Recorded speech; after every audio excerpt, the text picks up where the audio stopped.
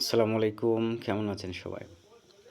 একটা সময় ছিল যখন বাংলাদেশে হুজুরদের নিয়ে একটু বেশি কটাক্ষ করা হতো, সমালোচনা করা হতো। যারা মাদ্রাসায় পড়াশোনা করে তাদেরকে নিয়ে বিভিন্ন হাসি, ঠাট্টা, তামাশা করা হতো। বা আপনি বাসে চড়ে যাচ্ছেন, ট্রেনে চড়ে যাচ্ছেন, সেখানে যদি কোনো মাদ্রাসার ছেলে-মেয়ে পাওয়া যায়, কিছু দেখবেন আমাদের তথাকথিত ভদ্রলোক, কোট টাই পরা লোকজন তাদের বিভিন্ন ধরনের প্রশ্ন করতো। তারা কি জানে, কি পড়াশোনা করে? এগুলো নিয়ে একটু ঠাট্টা এখনও আছে এরকম কিছু লোক, তবে পরিমাণে কম। কারণ বর্তমানে মাদ্রাসা পড়ুয়ার সংখ্যা বেড়েছে, মাদ্রাসা পড়ালেখার মান বেড়েছে এবং বিশেষ করে আমাদের দেশের বর্তমানে কিছু আন্তর্জাতিক মানের স্কলার রয়েছেন, ইসলামিক স্কলার যারা দেশে বিদেশে দেশের যেমন মুখ উজ্জ্বল করছেন, পাশাপাশি ইসলামের আলো তারা ছড়াচ্ছেন। যেমন মিজানুর রহমান আজহারী, শায়েখ আহমদুল্লাহ, এছাড়াও আরও অনেক তরুণ বক্তা রয়েছেন যারা আসলে ইসলাম নিয়ে বাংলাদেশের মানুষের অনেক মানুষের চিন্তাধারায় পাল্টে দিয়েছেন তারা।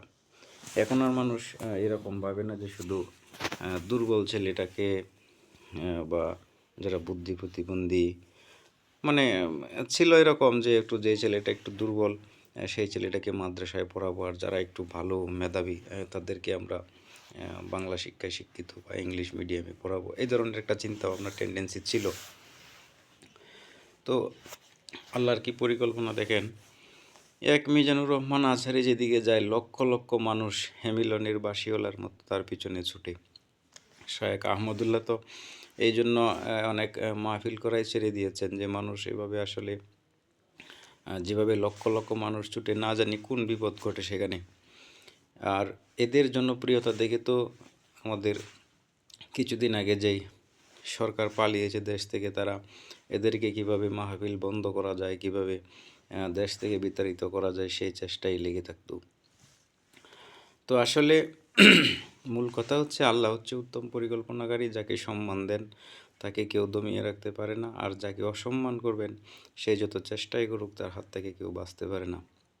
সেই জন্য আমি বলবো আমরা যার যার অবস্থান থেকে আসুন, যারা সত্য কথা বলে, হকের কথা বলে তাদের পক্ষে আমরা থাকি।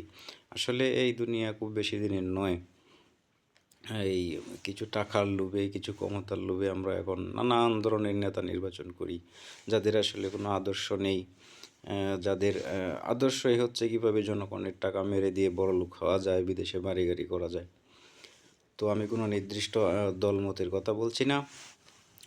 আমার ভালো লাগছে দেখে যে ইসলামের যে আলো জোয়ার দেশে ছড়িয়ে পড়ছে, সেটা অব্যাহত থাকুক। কিছুদিন আগে দেখেন গতকালকে যশোরে যে মাহফিল হলো, লক্ষ লক্ষ মানুষ সেখানে। তো দোয়া রইল আমাদের মিজান ভাইয়ের জন্য, শায়েখ আহমদুল্লাহ এবং অন্যান্য লোকজন যারা রয়েছেন। এগিয়ে যান প্রিয় ভাই, ইসলামের আলোয় আলোকিত হয়ে উঠুক বাংলাদেশ। ধন্যবাদ সকলকে।